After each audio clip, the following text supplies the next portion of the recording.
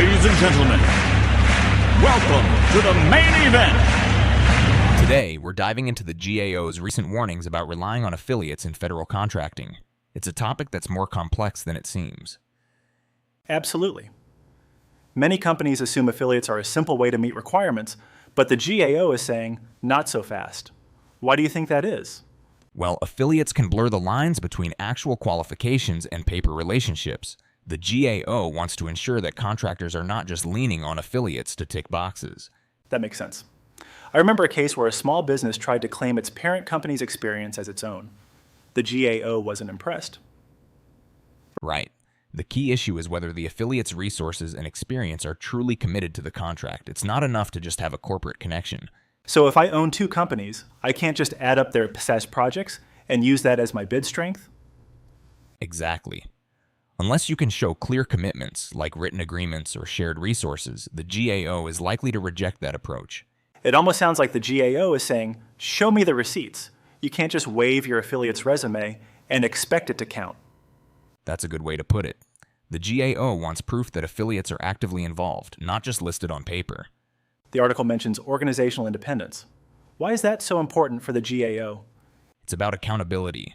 If a contractor relies on affiliates without real integration, there's a risk that no single entity is truly responsible for performance. I see. It's like being on a group project where nobody knows who's actually doing the work. Exactly. And in federal contracts, that can spell trouble for both the agency and the contractor. There's also the issue of bundling experience. The GAO wants to make sure contractors aren't creating a super resume by stitching together unrelated affiliate work. Yes, and that can lead to misleading the government about a contractor's true capabilities. The GAO is trying to prevent that. So what should companies do if they want to use affiliate resources in their bids? They need to provide clear documentation.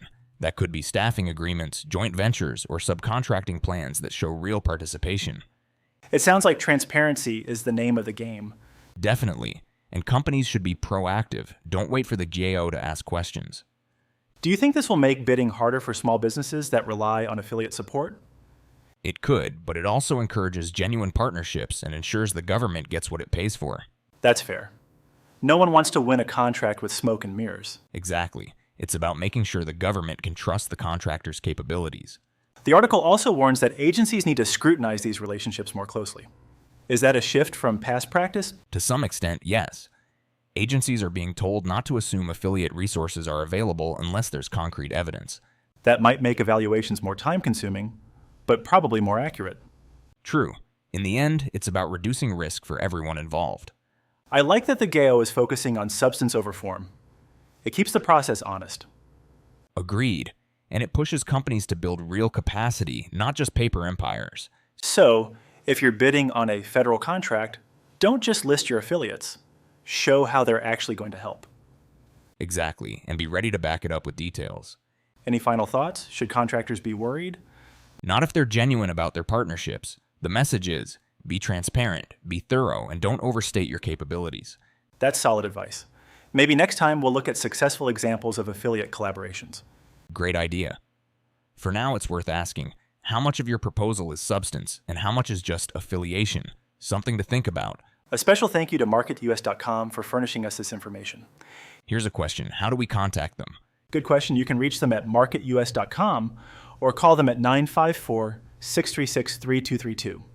Before we go, this deep dive was created by the MarketUS.com team. Let us know your thoughts in the comments below. Good point. It's right below the subscribe link.